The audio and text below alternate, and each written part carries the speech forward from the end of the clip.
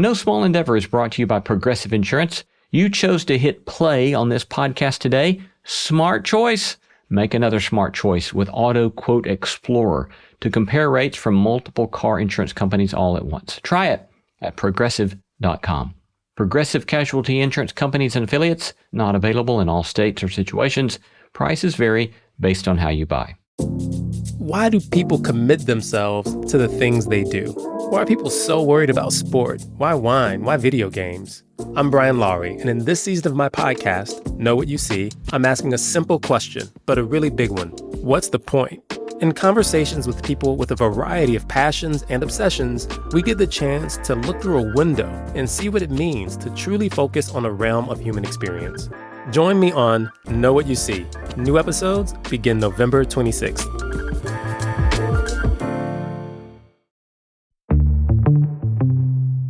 Hello, friends. I'm Lee C. Camp. This is No Small Endeavor, and you're listening to our unabridged interview with Reverend Mpho Tutu van Furth.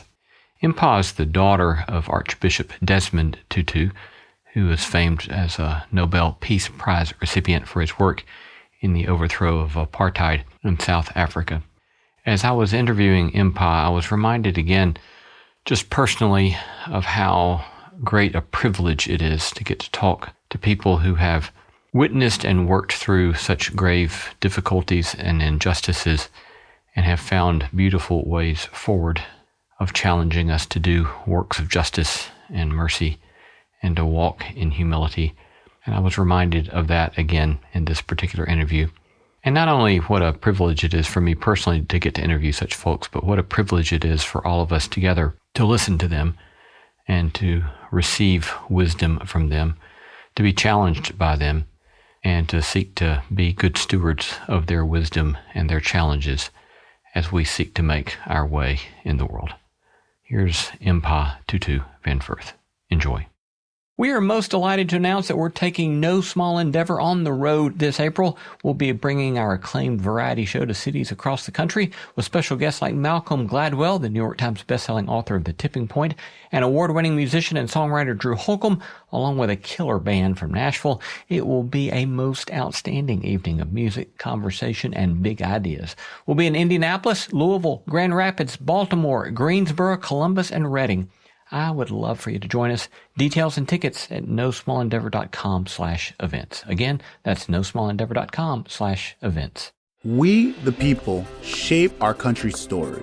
America 250 is gearing up to celebrate the 250th anniversary of the founding of America's democracy by collecting and preserving diverse stories from across the nation. Nominate any living person you think has a story to be preserved and celebrated for generations to come. Help tell our American story, every unique version of it. Visit america250.org/nominate to submit.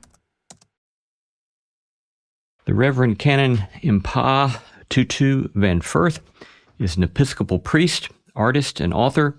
She's the canon missioner for Beloved Community in the Convocation of Episcopal Churches in Europe and serves as co-vicar of All Saints Amsterdam. She's married to Marceline Tutu van Furth, and they live in the Netherlands. They have 4 children and 2, I'm sure, amazing grandchildren. Welcome, Mpho. Thank you. It's a delight to have you with us, and we're grateful to get to be with you today. Thank you. I would like to begin with a question about vocation. You have said publicly that when you were young, you wanted very much not to be a priest, and yet you became a priest. And I'm wondering, how did that happen? Yeah, I think that as I grew older, you see one side of priesthood from living in the family of how involved it is and how much a congregation can demand of your time and of your energy and of your attention. And it just seemed like, gosh, this is a lot. And then, there's a sense of reflection of really seeing how much it was that my parents loved what they were doing, they were involved with their whole hearts and in the work that they were involved in. So that, kind of that piece of decision, that having something that really demands your whole heart and your whole self, was something. As I went along, I realized that what I was searching for was a role, a vocation that really demanded my whole self. Mm. As you then found your way into that vocation, as a theologian myself, I very much dislike the question I'm about to ask you, but I think it could be quite interesting to see how you might answer it. What would you say, as you found your way into that vocation, have been 1, 2, 3 at the most kind of major theological convictions or centering points of faith that have been crucial to you in the work that you've sought to do?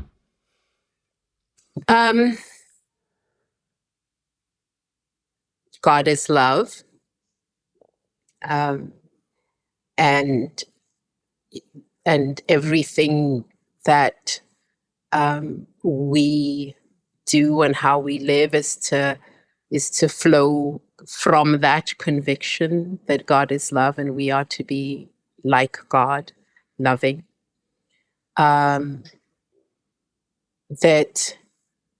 That God forgives, and that is maybe the most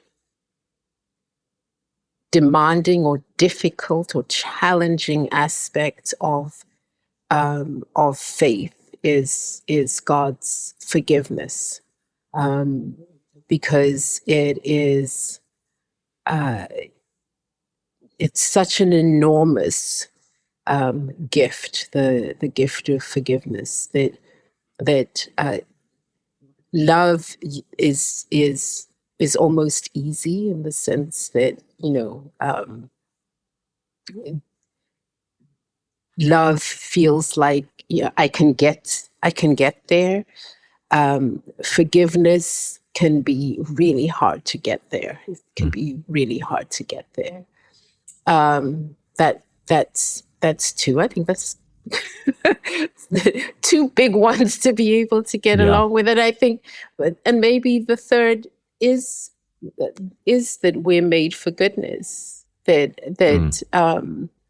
we are given everything so that loving and forgiveness aren't impossible for us. That they're built into our DNA. And so as difficult or as challenging as they are to us sometimes, it's not part of the makeup. This is a test. It's only a test. And we're trying to make this as hard for you as I possibly can. But it's really, I want you to do this. And I want you to succeed. And so I've given you everything that you need to succeed. Yeah, thank you. So when you think about your own journey personally,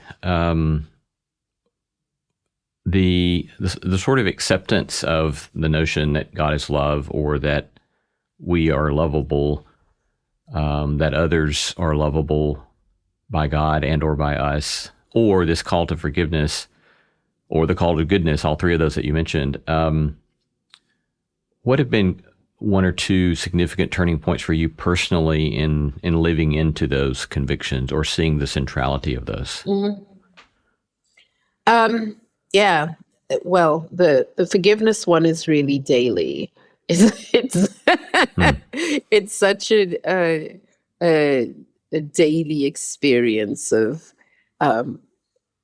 really needing to be forgiven every day and needing to offer forgiveness every day. There are so many ways that we screw up,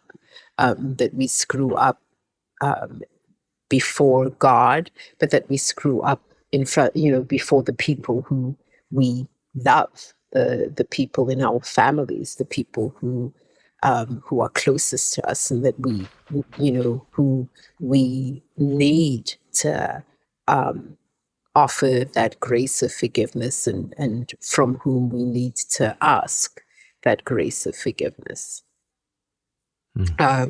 And so, major turning point, no, but deepening recognition, I think. And I think that, in the Episcopal Church, in the Anglican Church in which I grew up, we have a general confession. So we're not expected to go to confession. The general confession is a part of our Eucharistic liturgy. It's a part of our daily morning and evening prayer. And sometimes it can feel a little lost in the shuffle, because we don't have to call up the list of the things that we've done or left undone, or the things that we've said or thought or whatever it is, that it can feel a little bit, moving right along, we're, but every so often, the words of that prayer of confession do bring you up short. That we sin, that we need forgiveness for our thoughts, for our words, for our deeds, and for the things that we've left undone. And sometimes it is, ooh, did I really think that? Oh, yeah, I did that thing. I was supposed to X, Y, Z, and I didn't. And I need forgiveness for that. And so, I don't think I've had a kind of Damascus experience, but I think that just kind of the dailiness of a life with God, who is constantly, against all odds, extending the invitation into relationship again and again and again, and calling me back into relationship.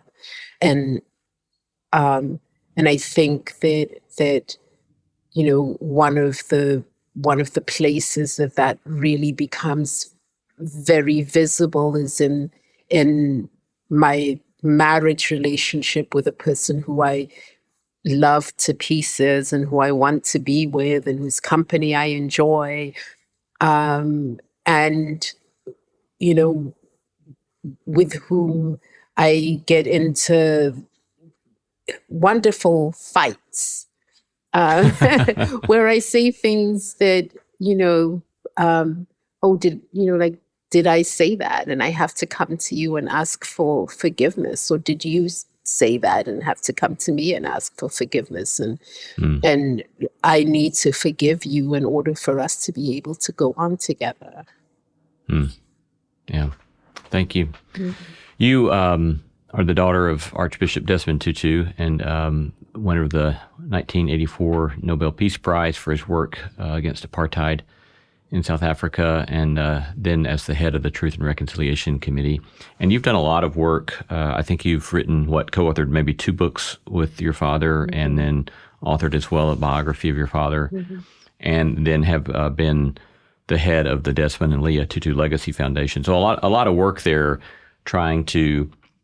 working at preserving the great legacy of your father. And I wonder if, for those who are younger and might not really know many of the stories of apartheid or what that system was like, when you think back to your childhood, what do you remember about kind of the mundane realities of that kind of system and the way it pressed down upon you individually or your family or your friends and the community that you were a part of? Yeah, I think, it's so difficult to describe, again, the dailiness of living under an oppressive system, and the physical reality of living under a system that was so oppressive. I was really privileged. My siblings and I went to boarding school. I, for high school, went to boarding school in Swaziland, which is across the border from South Africa, and is a completely different environment. And I just remember the experience of crossing the border. You go through a South African border post and then through a sort of no man's land and then through the Swazi border post. And I just remember the physical sensation of crossing out of South Africa and the physical experience of relief of being outside South Africa. So that's one thing. But the experience of living in South Africa was for a Black person was an experience of daily petty indignity. So there was grand apartheid, which was you can only live in an area designated for people of your race, that as a Black person, the area that was designated for you was as close as it could be to a slum. The housing was inadequate. I would drive in holiday times. I would drive into work with my dad. I was attending an art school in Johannesburg, and we would drive from Soweto into Johannesburg in the morning and then drive back in the evening. And driving back in the evening, you come sort of down there's a slight hollow as you drive into Soweto, and you actually see the air change, because in Soweto, at that time, there was no electricity in most of the houses in Soweto, and people would cook on coal stoves. And so you'd see all of the smoke from the coal burning fires that just hung over the whole township. And ironically, there was a power station right at the edge of Soweto, but the electricity supplied by that power station went to the white area in Johannesburg, as opposed to providing power for Soweto, for the township. And there's the hardship and the horror of it, but there was also the genuine humor and camaraderie and activism that was also bound up in that experience of apartheid. And I think that one of the things that you recognize under apartheid was how resourceful people were, and it was clear that the government wasn't going to do anything to make life easier for people, and so you'd have so many people dedicating time, effort, energy, financial resources to helping each other, and so the civic sector was really very strong. There were a lot of nonprofit organizations, NGOs, that were, people seeing a need and answering it. from whatever resources they had. And remember that the AIDS crisis really hit close to the end of the apartheid era, so the 80s and early 90s. And there were any number of women in the townships who would take in AIDS orphans, children who had been orphaned by AIDS, and they would take them in and house them. And most of these women were as far from wealthy as you can possibly get, and they would say, I saw a child. I have a plate of food. I can share it. I have a roof over my head. They can sleep here. I have to keep them safe. They're part of our community. And so just that kind of thing that was also driven out of necessity and Ubuntu, both. You mentioned a moment ago this kind of sense of, even in the midst of that those oppressive realities, a sense of camaraderie, or I'm not sure the other words you used, but how would you, out of that experience, how would you describe inner resources that men and women, children in that context draw upon in order to not fall prey to despair? I mean, our resilience is built in the testing. And so people were amazingly resilient. And in the South Africa of my growing up, the townships were really constructed as kind of dormitories. And so they weren't well resourced. They were the bodega was kind of the grocery stores were not in the townships. The grocery stores were in the city. So if you wanted to do real grocery shopping, you'd have to go into town to do your grocery shopping, and then you'd bring everything back into the township. There was, I think, when I was a teenager, I think there was one movie theater in Soweto to serve more than 1 million people.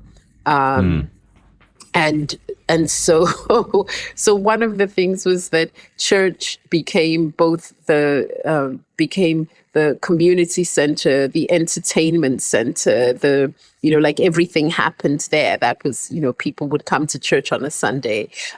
You got, a free lecture, music, a little bit of dancing. Hey, it all happened here. And so it was also the place where people would get to learn about, like what's going on in each other's lives, and how it is that we can support each other when really a lot of what it meant to offer support was really just to show up and to offer your hands and to be present with one another. And the expectation was very seldom that you were coming with money, because nobody had money. And so what you were coming with was a willingness to stand beside each other. When do you remember, as a child, first recognizing the divided nature of the society that you were a part of? I'm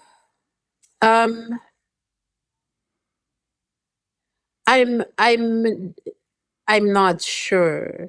I know that so I was born in England. We came back to South Africa when I was about 3 years old. And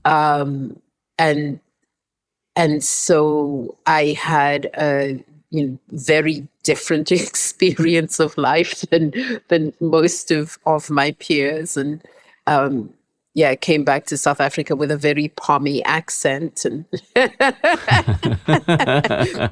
and my mom said, she would be so embarrassed in the like when we're in the taxi, and they had these like kind of, it's sort of a minibus taxi, so there's several people squashed in together, and there I am having this piping con, oh mummy,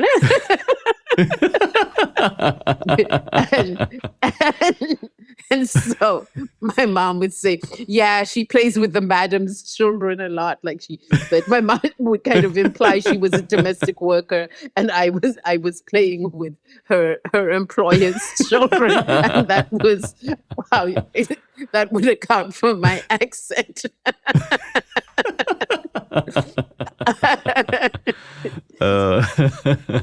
But I don't remember. My father would tell about we were living in Alice, which is in the Eastern Cape, and is quite close to the ocean, and we would go to Port Elizabeth because Port Elizabeth was the big city, or King Williamstown, the big cities where we'd go for shopping, and both of them were literally on the coast. So sometimes we'd get to go to the beach, but there were beaches for Black people and then separate beaches for white people. And of course, which ones were the more desirable beaches to go to. But that I was walking with my dad, and we went past a park, and there were children playing on the swings, and I wanted to go and play. And my dad was like, yeah, no, you can't go and play there. Those swings aren't for you. And I was like, what do you mean they're not for me? The other children are playing there. And I, it didn't, that he then had to kind of figure out a way of explaining to me what the difference was between me and the other children who were able to play on the swings. And that's, I think that must have been a bit of heartbreak for him, to have to explain, where it was that we were living and what kind of a country it was. And because my father at that time was teaching at the seminary, at the Federal Theological Seminary, what was then called Federal Theological Seminary, which was a multi-denominational Christian seminary. But the teaching staff were of all races, as were the students. And so my experience on campus was of a town like any other, where, there was all kinds of racial diversity and the children all played together. But as soon as we stepped off campus, we were in the South Africa that, that people now know about. Yeah. There's a passage in one of the books that you co-authored with your father where he's talking about the season in his life in which he increasingly sees he can't be silent, and that as he begins to speak out, the death threats that begin to come to him, and how he would witness your mother, Leah, or one of you all, one of his children, hang up the phone after a call had come in, and he would know that it had been another one of those death threats. And then he says this, I'll read this verbatim. He said, I asked Leah then if I should stop speaking up. Quite incredibly, she said to me that she would be happier with me on Robben Island, where Mandela and so many other anti-apartheid stalwarts were imprisoned, than silent outside. This emboldened me more than I can say. But each time I saw her or one of our children shaking in rage or fear after answering one of those phone calls, I knew my actions were the cause of their pain. It seemed to me a incredibly poignant picture into the tension that your family, your father in his work had to endure. But when you hear those words again, what's that evoke for you, or what's that bring up for you? Mm-hmm. I mean, I think I do remember the fear, and not just the death threats, and the phone calls, but also they'd do pamphlet drops outside the house, like they, and then also from I was, as I said, in high school. I was in high school in Swaziland, which was across the border and several hours drive away from home. And there came a time when my dad was on the front pages of the newspapers, and so that I would get news of my parents from the newspapers, as opposed to, kind of telephone calls, which were expensive and infrequent. And yeah, you can't imagine, now when people have cell phones and WhatsApp and, FaceTime and all of those kinds of things, and we can stay in touch on a daily basis, it's unimaginable to be growing up at a time when, at our school, there was one phone booth, and usually your parents knew to call sometime around 6:00 in the evening, which was right as we were getting ready to go into dinner. But you never knew whether to be excited to get a phone call or to dread the phone call, because, what did it mean? And the high school that I attended, there were several children of anti-apartheid activists. And so a telephone call really could mean anything. It could mean, your mom's in jail, out of jail, somebody's been served a banning order, all kinds of things. And so you never knew whether you actually really wanted to get a phone call from home. But I do remember being afraid and saying to my dad once that, that I really get afraid for you, and it, and that I feel very anxious, and his response was, I'm doing God's work and God has to take care of me. And that was actually was, and God jolly well ought to take care of me.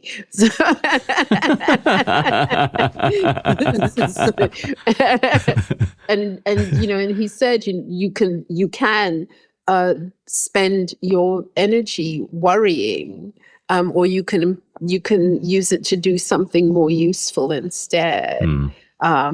And so that was kind of where I ended up putting my energy, was, okay, well, let me figure out something more useful to do instead, because the anxiety is doing nobody any favors. Hey there, friends. If intellectually honest conversations pique your interest, or you simply enjoy having your mind changed, then you should check out The Gist, the longest running and chart-topping daily news and commentary podcast. Hosted by journalist Mike Pesca, who frequently appears on MSNBC and the PBS NewsHour, The Gist covers everything from breaking news and politics to sports and entertainment, all from Mike's pragmatic, centrist point of view. Not to mention, you'll hear from guests like former Obama speechwriter Ben Rhodes, Massachusetts Congressman Seth Moulton, and Academy Award-nominated actor Jesse Eisenberg. My favorite part, after most interviews Mike conducts, the guest says something like, "Whoa, you actually read my book!"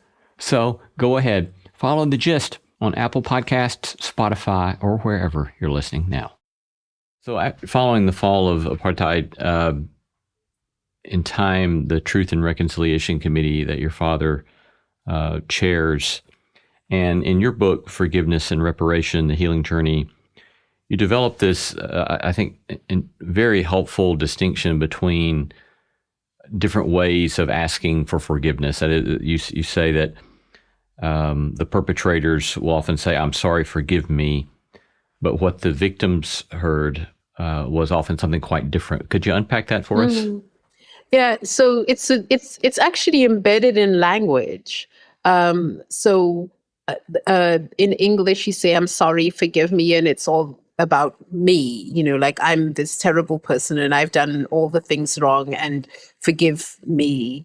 And I get to walk off with my forgiveness. I've got it. It's the package you gave me and off I go and to live my happy life.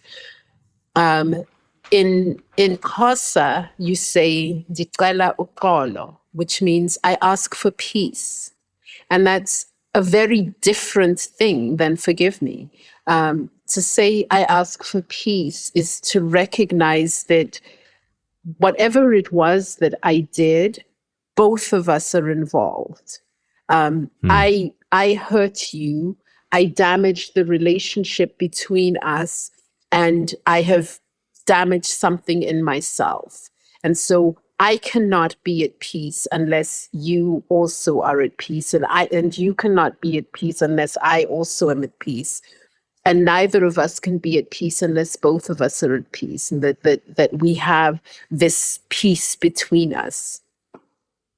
And and when you think of forgiveness as building peace, then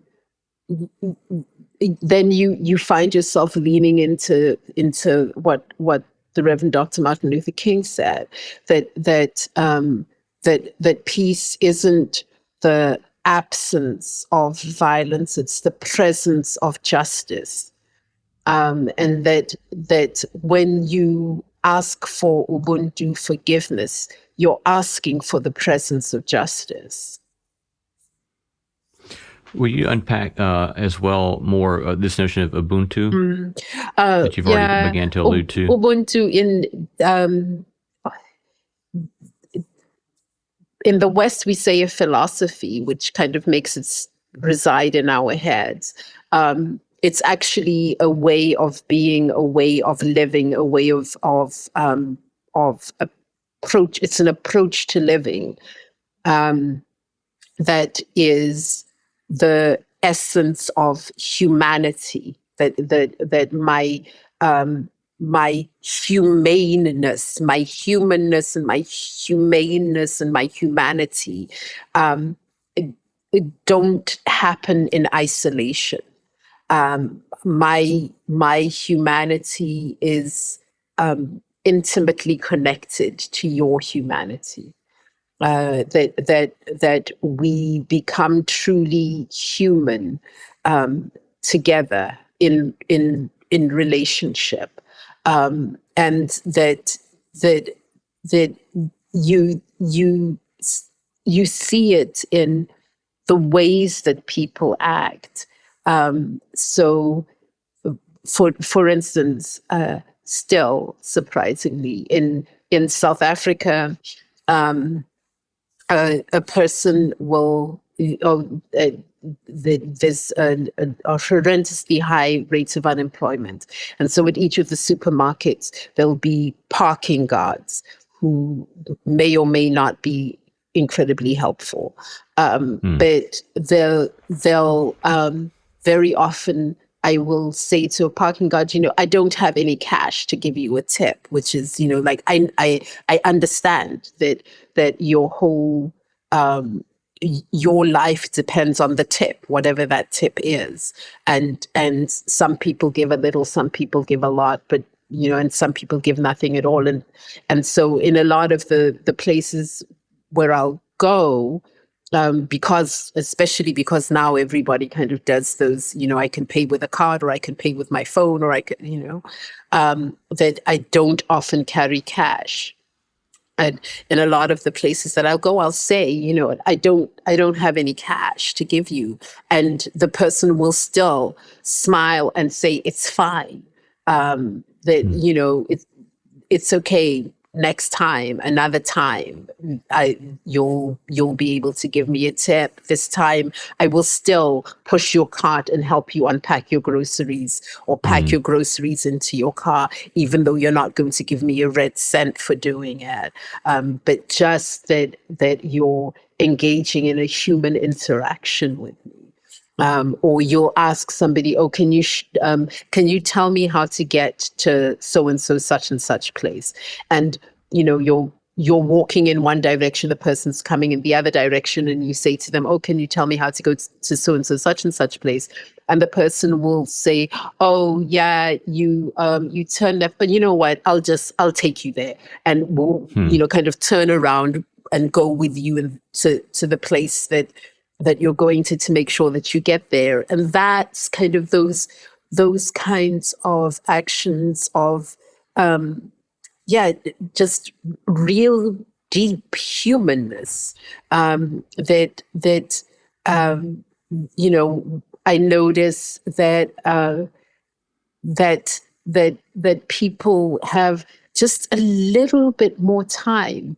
The 3 ounces more of time that it takes to smile, to say hi, to not act as though you're a bump on a log when you walk into a room, but to whether or not you need help, whether or not they're going to be able to be of any help to you. Just the thing of, oh, there's another human being. Hi, how are you doing? Go on about your business. But, just taking that moment to acknowledge you. To what degree do you think that Western consumerist society undercuts that sort of way of thinking about community, or what would be are there other kinds of societal trends that you see as threatening to that sense of simply recognizing, acknowledging the shared humanity of us all? Yeah, I think that Western consumerist society really does undercut it, and it really is that you don't notice what you're losing until it's so far gone that you don't know how to get it back again. And I just remember the experience of my stepdaughter went to do an internship in South Africa.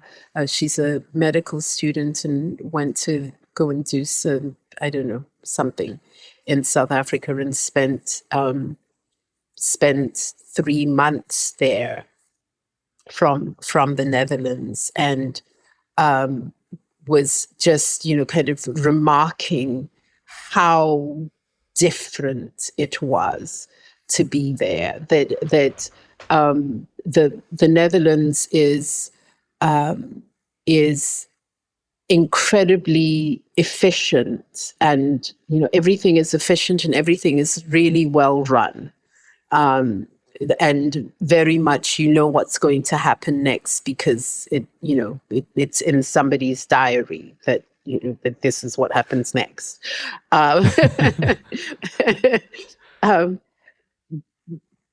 But South Africa is incredibly chaotic in many ways, and that and it can be very frustrating because you're not exactly sure what's going to happen next, and yet in that not being sure what's going to happen next, there is space for serendipity and there is space for joy, whereas here, because what's supposed to happen next, you're not going to go out of your way to do anything that's not on the list. And so if it's not on the list, it's not going to happen. It can't happen. It's just, that's impossible. No, we can't, put 3 sugars in your coffee because, we only have 2 sugars per person, or what, I don't know, whatever. If that's an exaggeration. But, whereas in South Africa, it's like, oh, you wanted 3 sugars. Well, you know what? I don't have them, but just let me run next door and I'll go and ask the neighbor if I can just get a bit extra. And, that there's it's just a different feel. Yeah. It reminds me of a study that one of our guests alluded to last year that was done of some seminarians, and they had just listened to a lecture on the Good Samaritan, and they were to go do a sermon on the Good Samaritan, and some of them were artificially rushed, and others had time, and they encountered someone in need on the way there, and those who were rushed didn't stop to attend, by and large, the person in need, and those who had time did. And that's a very sobering, I think, study of to realize the way in which our sense of time and our sense of being rushed has a profound impact upon our morality, if you will, right? Is that we have this kind of, we'll often have this kind of sense of course I should help, of course I will help, but in that place of being rushed, or the next thing, or the next consumerist thing, whatever it might be, that's giving us a sense of imminence that the next thing has to be done, it can very much undercut, again, seeing the humanity of the person right in front of us. Yeah, exactly.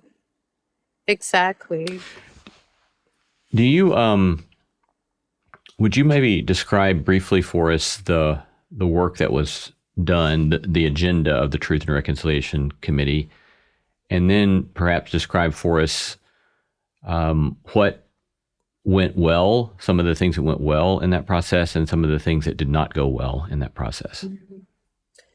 So the Truth and Reconciliation Commission was created by an act of Parliament, and the idea of the commission was the apartheid government and the representatives of the apartheid government wanted something that looked like a Chilean amnesty, that there would be a blanket amnesty for perpetrators of all abuses of human rights during the apartheid era, and we would just kind of wipe the state clean and move on. The liberation movements wanted Nuremberg-style trials, that you were going to bring every perpetrator of a human rights abuse to trial. Neither of the parties was strong enough to actually impose its demand on the CODESA, on the organization that created the new South Africa, was able to impose its negotiating position. And so the Truth and Reconciliation Commission was actually a compromise, that in exchange for amnesty, perpetrators would have to tell the truth about what it was that they had done, the human rights abuses that they had committed, and so forth. And so the commission came into being. And I think that for many perpetrators, they hadn't realized how strong the research arm of the commission was going to be, and that, you know, with that strong research, they were able to, and also the apartheid government had been, you know, very much like the Nazis in terms of being quite meticulous about record keeping. And so, you know, that combination of meticulous record keeping, good research, and the recall of those who had been victims, all combined to create a situation where it was beneficial, that many perpetrators decided that actually it was to their benefit to come and appear before the commission.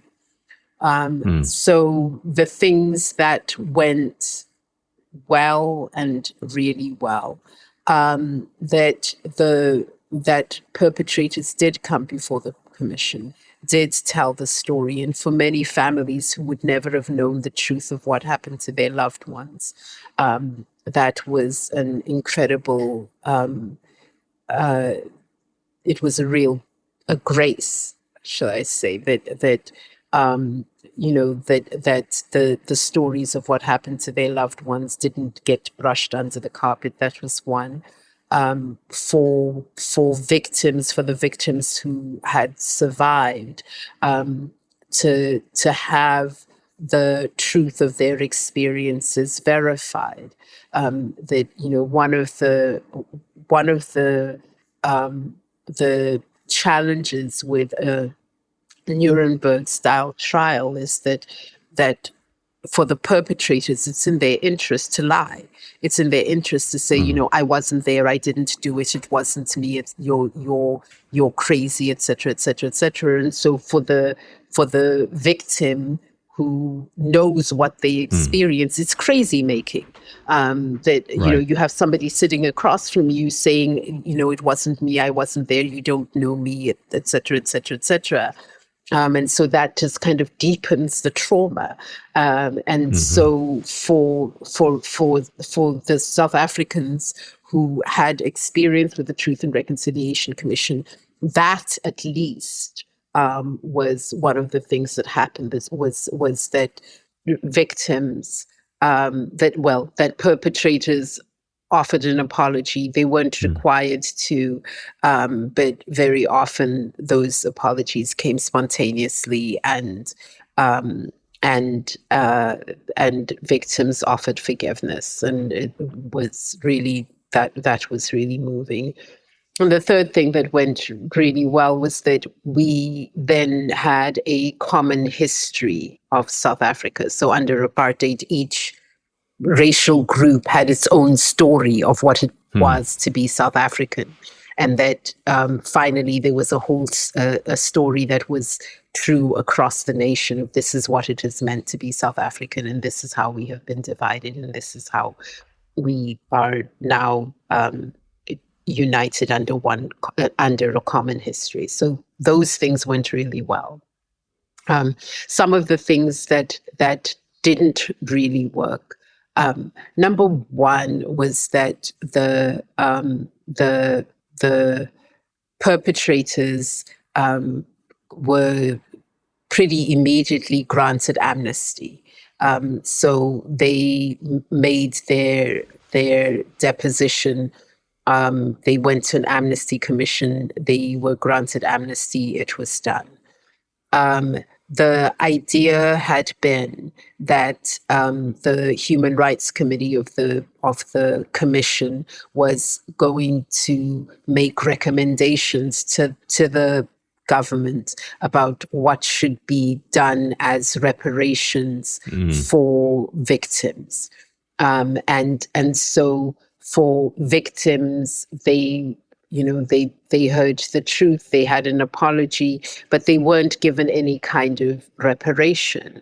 And then by the time that the commission had actually finished its work and submitted its recommendations, the government had changed, and it was now the government of Thabo Mbeki, and the government of Mbeki was really not interested in making any kind of reparation or recompense to victims. So that was one of the things that didn't go well. And one of the other things that didn't go well was in terms of who it was who who got to testify and to articulate what it was that they needed. So the adults, the mothers and grandmothers, got to talk about what the impact had been on them, and how they had been victimized. But very often, the children, or those who had been children when their parents had been killed or disappeared or whatever, weren't brought to testify for the commission, and so the impact on them kind of got lost in the shuffle, as well. And so, that it could be that a mother would say, well, I'm willing to forgive. And the child is saying, well, wait a minute, what about me? And so those two were really big things. And then the third really big thing was that disconnect between forgiveness and peace. That for perpetrators, it was like, okay, great, you've wiped the slate clean, you've given me my forgiveness, I can take it and off I go to live my merry life, and I keep all of my toys. Or in fact, not all of my toys, all of the toys. So I keep all of the advantages that the apartheid system gave me. And kind of waltz off into the wilds blue yonder.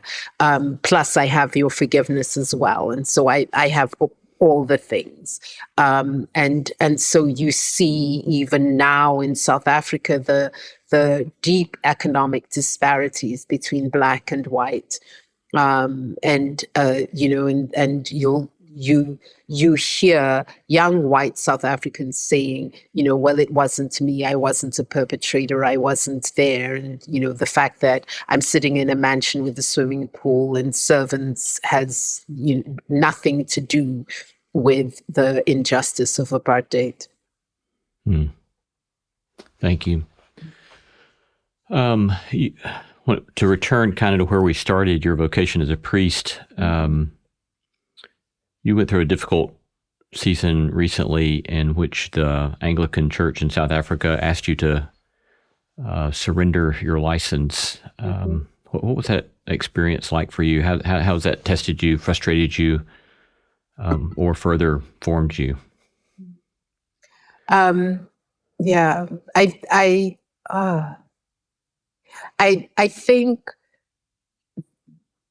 think a lot. Yeah, it's funny because in South Africa at that time, I was serving under license because I was canonically resident in the U.S. So I was an Episcopal priest living in South Africa, and was able to serve because I had a license from the local bishop saying that I could serve. And then the license was taken away. My primary role at that time was the executive director of the Desmond Tutu Legacy Foundation. So my priestly vocation wasn't my main role. My main role was in the Legacy Foundation. And so, kind of technically, it shouldn't have mattered as much as it did, but it did. It felt devastating to me. It felt like being thrown out of the house. That you're no longer welcome here. You're not one of us. You're not a child of this household. It was excruciating, actually, and I was surprised that it was excruciating. How has that alienation continued, or has there been some sort of reconciliation in that regard, or what's that continued to look like?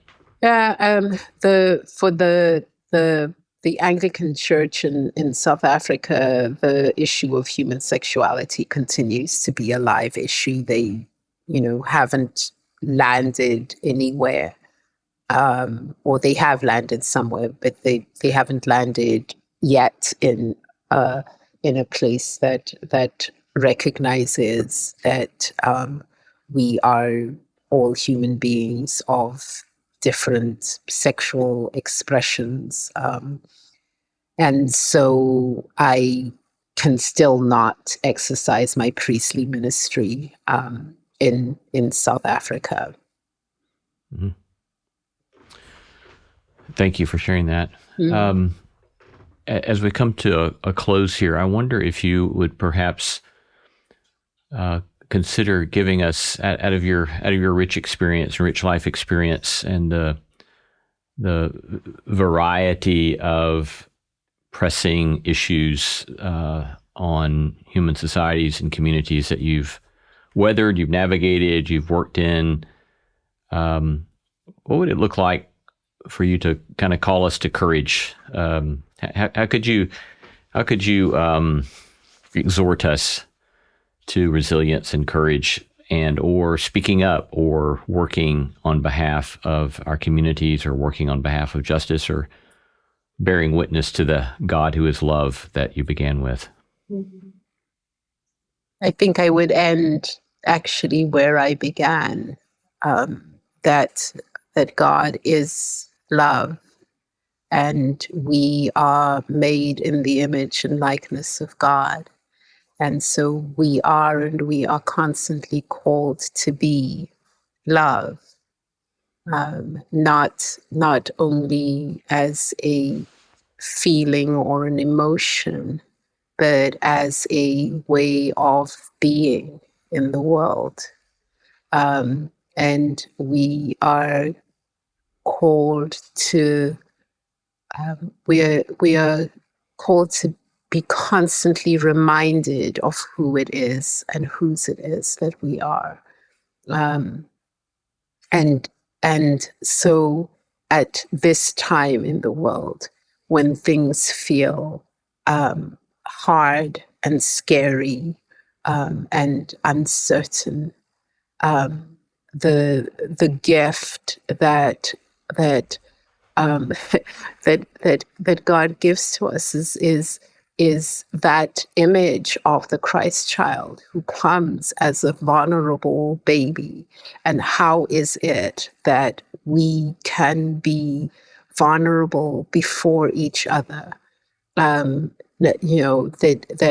not a calculated vulnerability of, I know what's going to happen next, but the genuine vulnerability of, I don't know what's going to happen next, but I am going to step out in love, knowing that the God of love has always got my back, has always extended an invitation to me to be that loving person that God has created me to be.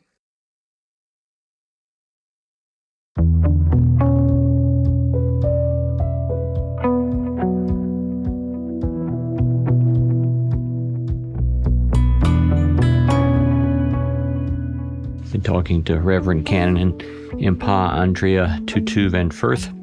Thank you so much for your time with us today and your lovely sharing with us. We're so thankful. Thank you, and many blessings to you.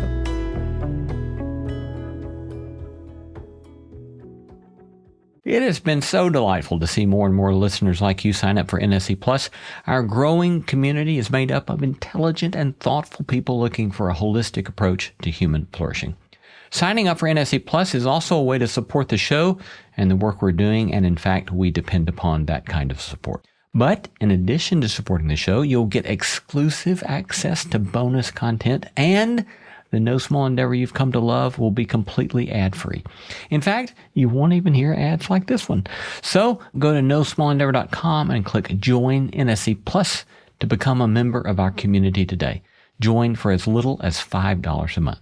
Again, go to nosmallendeavor.com, click on that red button that says Join NSC Plus to become a member today.